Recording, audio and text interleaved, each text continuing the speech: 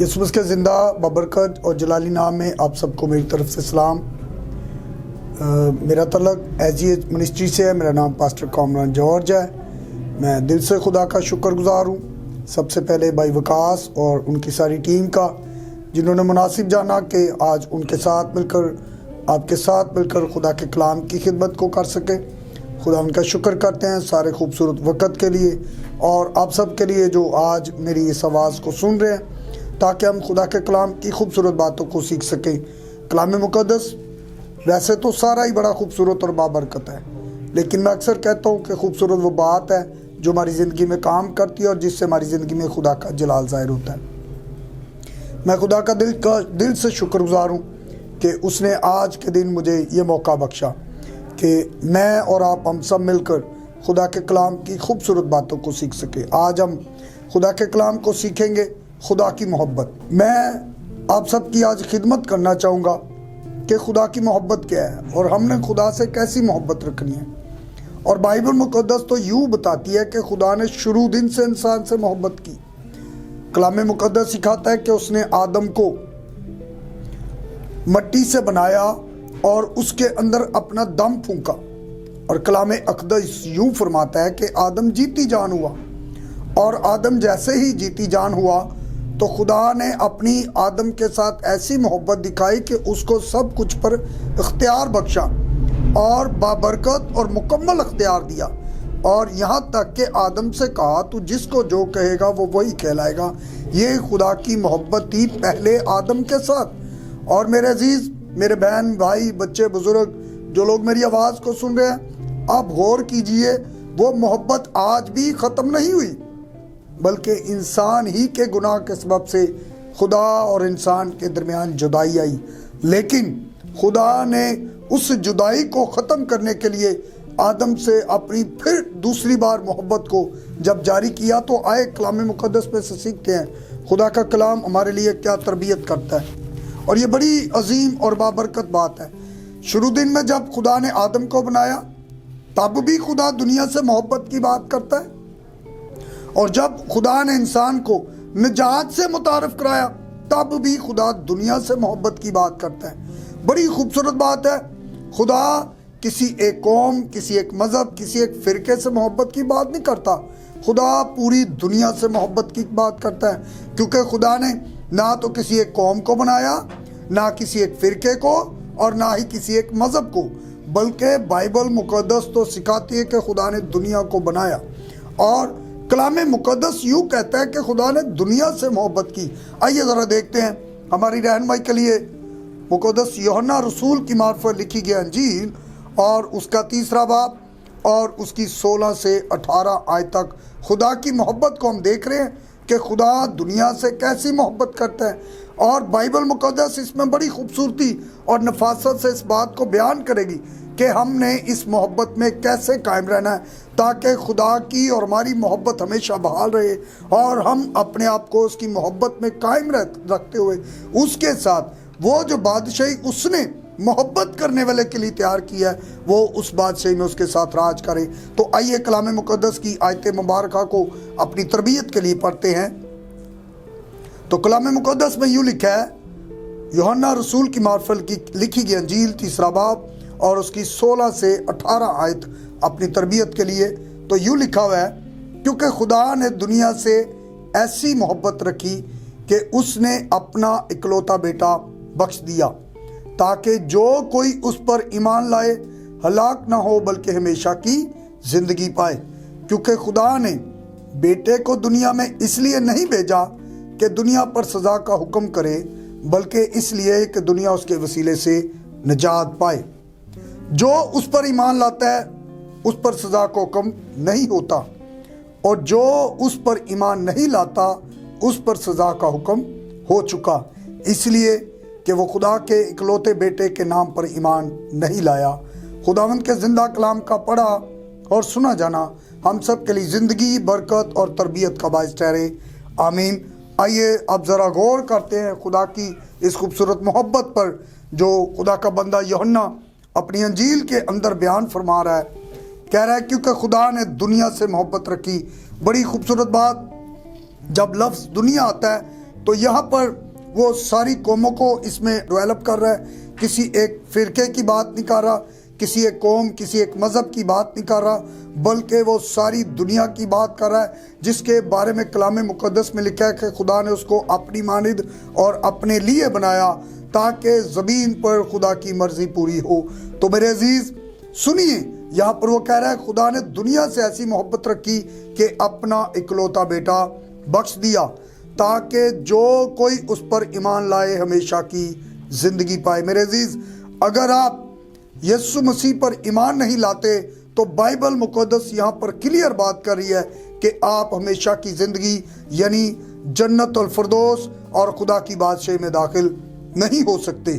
اگر آپ چاہتے ہیں کہ آپ زمین کی زندگی کے بعد بھی خدا سے محبت رکھ سکیں تو آپ کو ہمیشہ کی زندگی کو حاصل کرنا پڑے گا، آپ کو یسوع مسیح پر ایمان لانا پڑے گا، آپ کو یسوع مسیح کی تعلیم کے مطابق اپنی زندگی کو بسر کرنا پڑے گا میرے بہن میرے بھائی، کیونکہ اس کے علاوہ ہماری کوئی ویلیو نہیں ہے۔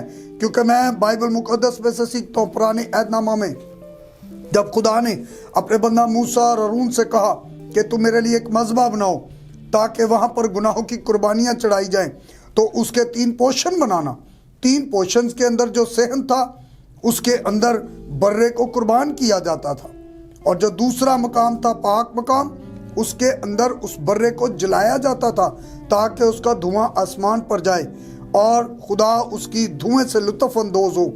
اور تیسری بڑی خاص اور ضروری بات، یہ بڑی خاص بات ہے، آپ نے اس بات پر غور کرنا ہے، تیسرے مقام کے اندر یہاں پر خدا کی حضوری ہے، اور جس بادشاہی پر آج انسان جانا چاہتا ہے وہاں پر خدا خود بھی ہے، اس کی حضوری بھی ہے، اس کا بیٹا بھی راج کرتا ہے، اور روح القدس مددگار بھی وہاں پر موجود ہوتا ہے۔ انسان خدا کی حضوری میں ثابت قدم نہیں رہ سکا تو خدا کی بادشاہی میں ثابت قدم ہوگا تو داخل ہوگا، ادروائز ویسے نہیں ہو سکتا۔ تو بائبل مقدس کا تیسرا پورشن جو پاک ترین مقام کا میں آپ سے بانٹ رہا تھا، اس کے بارے میں یوں لکھا ہوا ہے کلام اقدس کے اندر کہ کاہن جب اس قربانی کے خون کو ایک پیالہ میں لے کر، اور ایک ہاتھ میں اس کے ایک گھنٹی اور بخوردان ہوتا تھا، یہ گھنٹی اور بخوردان اس بات کا ثبوت ہوتا تھا کاہن اگر پاک ہے تو اندر جا کر جب وہ گھنٹی بجتی ہے تو کاہن اس گھنٹی اس بات کا ثبوت ہے کہ کاہن زندہ ہے، اور اگر کاہن ناپاک ہے تو کاہن خدا کی حضوری میں جاتے ہی مر جاتا ہے۔ اب یہ جو مرنے والا ہے یہ خدا کا کاہن ہے، کوئی عام شخص نہیں ہے، یہ خدا کے ساتھ وقت گزارنے والا شخص ہے۔ اگر اس کی ذات میں گناہ ہے تو یسوع مسیح سے پہلے یہ خدا کی حضوری میں جاتے ہی مر جاتا تھا، لیکن خدا کی دنیا نے، خدا کی محبت نے دنیا کے ساتھ فضل کو ظاہر کیا، اور اب فضل کیا ہوا ہے؟ اب ہر وہ انسان جو گناہ کر رہا ہے جو نہیں کر رہا، دونوں خدا کی حضوری میں جا کر اپنے گناہوں کا اقرار کر سکتے ہیں۔ یہ محبت ہے اس کی۔ اگر آپ چاہتے ہیں کہ آپ خدا کی محبت میں بندے رہیں تو میرے بہن میرے بھائی بچے بزرگ جتنوں تک میری آواز جا رہی ہے، آپ کو یسوع مسیح پر ایمان لانا پڑے گا۔ اگر آپ یسوع مسیح پر ایمان نہیں لاتے تو آپ سنیے، آپ خدا کی بادشاہی میں کبھی داخل نہیں ہو سکتے، کیونکہ اسی یوحنا کی انجیل کے اندر کلام اقدس میں لکھا ہے کہ کوئی، یسوع مسیح نے کہا، کوئی میرے وسیلے کے بغیر باپ کے پاس نہیں جا سکتا، ہمیشہ کی زندگی دینے والا ہی وسیلہ ہے، اور وہ میرا اور آپ کا آقا خداوند یسوع مسیح ہے، اس کے بغیر کوئی بھی اس کی بادشاہی میں داخل نہیں ہو سکتا۔ اور بائبل مقدس تو یہاں پر یوں فرما رہی ہے 17ویں آیت کے اندر، کیونکہ خدا نے بیٹے کو دنیا میں اس لیے نہیں بھیجا، کس کو؟ بیٹے کو، بیٹا مین یسوع مسیح جو الوہیت کی قدرت سے پیدا ہوا، وہ اس لیے نہیں آیا کہ دنیا پر سزا کا حکم کرے۔ بائبل مقدس اس بات کو کلیئر کر رہی ہے کہ یسوع مسیح کسی کو سزا دینے کے لیے نہیں آیا، بلکہ اس نے سزا سے بچانے کے لیے خود سزا کو لیا۔ سزا سے مراد خود گناہوں کو اپنے اوپر لے لیا، تاکہ دنیا، انسان، بشر، وہ جو خدا کی مانند بنا ہے، وہ موت، سزا اور ہلاکت سے باہر نکل کر نجات، بادشاہی اور خوشنودی اور ہمیشہ کے تاج کو حاصل کرنے کے لیے اس کی طرف رجوع کرے۔ اور کلام مقدس کہہ رہا ہے اس نے سزا کے لیے نہیں حکم کیا، بلکہ اس لیے کہ دنیا اس کے وسیلے سے نجات پائے۔ میں یہاں پر ایک بات کو تھوڑا سی کلیئر کرنا چاہتا ہوں۔ بعض دفعہ لوگ بولتے ہیں کہ ہم نے یسوع سے نجات پائی. جس چیز سے آپ نجات پاتے وہ آپ سے علیحدہ ہے, وہ آپ کے ساتھ کبھی منسلک یا جڑی نہیں رہے گی. بڑی خوبصورت بات ہے. ہم نے یسوع سے نجات نہیں پائی, ہم نے گناہ سے نجات پائی اور یسوع مسیح میں پائی. یسوع مسیح کے وسیلہ سے اور گناہ سے نجات پائی ہے. انسان جب توبہ کرتا ہے تو وہ گناہ سے نجات پاتا ہے اور اپنے آپ کو خدا کے منصوبے پلان کے اندر داخل کر لیتا ہے. اور جب ہم خدا کے منصوبے اور پلان میں داخل ہوتے ہیں تو صرف داخل نہیں ہونا, اس پر عمل بھی کرنا ہے, اس کی پیروی میں چلنا بھی ہے, بڑھنا بھی ہے, تاکہ ہم اس کے ساتھ اس کی بادشاہی میں داخل بھی ہو سکیں. یہ بڑا ضروری ہے کیونکہ کلام مقدس سکھاتا ہے کہ خدا نے دنیا سے محبت کی اور اس لیے کی کہ وہ کیا پائیں, ہمیشہ کی زندگی. اب ہمیشہ کی زندگی کیا ہے؟ ہمیشہ کی زندگی وہ ہے جو کبھی نہ ختم ہونے والی زندگی ہے, اور بائبل مقدس سکھاتی ہے کہ وہ زندگی صرف میرے اور آپ کے آقا خداوند یسوع مسیح کے پاس ہے, اور نہ ہی اس کا کسی کے پاس اختیار ہے دوسرے کے پاس. دنیا میں بہت سے نبی آئے, بہت سے رسول, بہت سے پیغمبر آئے, نہ کسی نے نجات کا وعدہ کیا, نہ کسی نے زندگی کا وعدہ کیا. صرف اور صرف یسوع مسیح نے گناہوں سے چھٹکارا دلانے کا وعدہ کیا, اور گناہوں سے چھٹکارا دلانے کے بعد آسمان کی بادشاہی کا وعدہ کیا. یہ باپ کی محبت تھی جو دنیا کے ساتھ دکھا رہا تھا, اور جب بیٹے کو متعارف کرایا اس محبت کی صورت میں تو بیٹے نے اس محبت کو پراپر طور پر دنیا کے ساتھ کر کے دکھایا.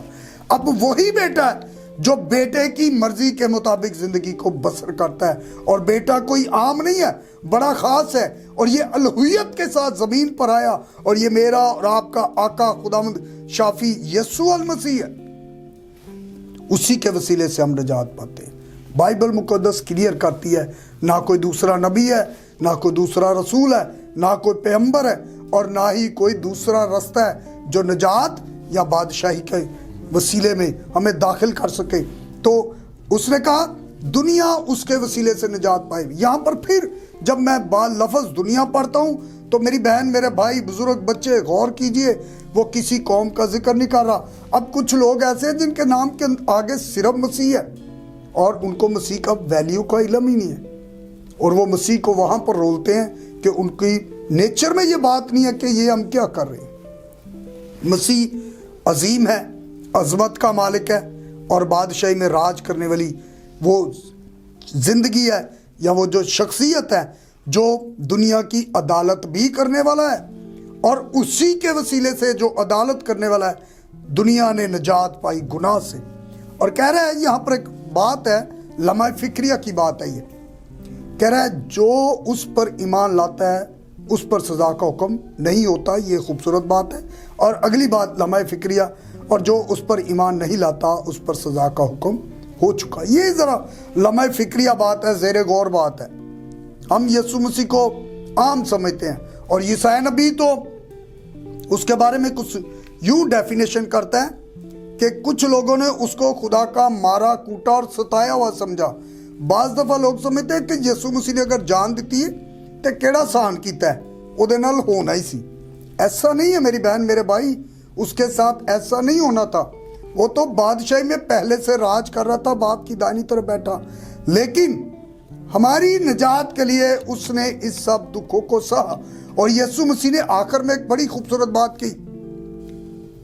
اس نے کہا غور کرو, مجھ ہرے کے ساتھ یہ سلوک ہوتا ہے, یعنی میں جو روح سے, میں جو مسح سے, میں جو جلال سے, میں جو سرفرازی سے, میں جو بادشاہی پر راج کرنے والا ہوں, میری جس کی ذات الہی کے اندر گناہ نہیں ہے, اگر لوگ مجھ پر یہ تہمتیں لگا رہے ہیں تو تم جو گناہ کے وسیلہ سے پیدا ہوتے ہو تمہارے ساتھ کیا کیا نہ ہوگا.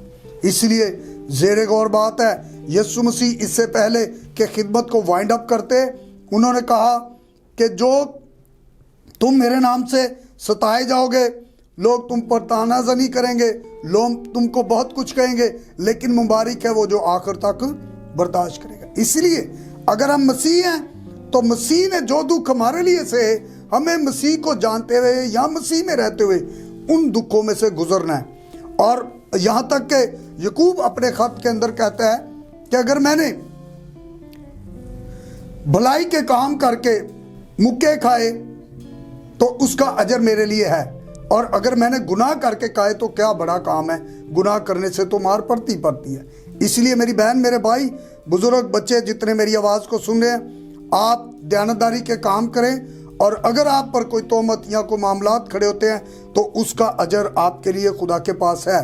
और अगर आप मुक्के गलत काम करके खाएं तो वो आपकी गलती है, उसको आप खुदा पर कभी इल्ज़ाम ना दें, क्योंकि खुदा ने आपसे मोहब्बत की और उस मोहब्बत में अपने बेटे को कुर्बान किया। और कलाम मुक़द्दस कहता है, आखिरी हिस्सा में हूँ, जो उस पर ईमान नहीं लाता उस पर सज़ा का हुक्म हो चुका, इसलिए कि वो खुदा के इकलौते बेटे पर ईमान नहीं लाया। खुदा ने आपसे मोहब्बत की कि अपना बेटा बख्श दिया, ताकि जो कोई उस पर ईमान लाए हमेशा की ज़िंदगी पाए, और जो ईमान नहीं लाता वो सज़ा पाता है। और खुदा ने तो बेटे के वसीले से मोहब्बत दिखाई, अब हमने उस बेटे पर ईमान लाकर उसके आइन, उसके हुक्मों पर अमल करके हमने अपनी मोहब्बत को दिखाना है, ताकि हम उसकी बादशाह के वारिस बन सके। खुदा अपने कलाम के वसीला से हम सबको ज़िंदगी, बरकत, सलामती और तंदुरुस्ती अनायत करे। आइए एक दुआ मांगते हैं और खुदा की शुक्रगुजारी करते हैं। अजीम मेहरबान खुदा बाप, तेरे प्यारे बेटे अपने खुदा यीशु मसीह के पाक नाम में तेरा शुक्र करता हूँ आज इस खूबसूरत मौका के लिए जो तूने ज़िंदगी में बख्शा, कि तेरे प्यारों ने खुदा होप टीवी के अंदर तेरे खादम को वेलकम किया, ताकि मोहब्बत और निजात के इस पैगाम को तेरे प्यारों तक डिलीवर कर सके। खुदा, इसके लिए तेरी शुक्रगुजारी करता हूँ। सुनने वालों पर तेरे फजल को चाहता हूँ, जितने तेरे कलाम को सुने, इसको सुने भी, अमल भी करें और ज़िंदगी में काम करने का मौका भी दें, ताकि निजात को हासिल करें और तेरा आसमान, तेरे प्यारों की खुशी, भलाई, बरकत, निजात और आसमान की बादशाही के लिए हमेशा खुला रहे। और खुदान इस चैनल को सब रन करने वालों पर तेरी बरकत चाहता हूँ, तेरे फजल, तेरे हाथ को मांगता हूँ खुदान पाक खुदा, ताकि खुदान पाक खुदा बहुत सारे खादमीन यहाँ पर खड़े होकर तेरे कलाम की बशारत को करें, और बहुत सारे लोग कलाम को कबूल करें और ईमान लाएँ, ज़िंदगी पाएँ, ताकि सारी बातों में तेरा नाम जलाल पाए। यीशु मसीह मेरे खुदा के वसीला में आमीन। खुदा बाप, बेटे और रूह कुदस के नाम में आमीन।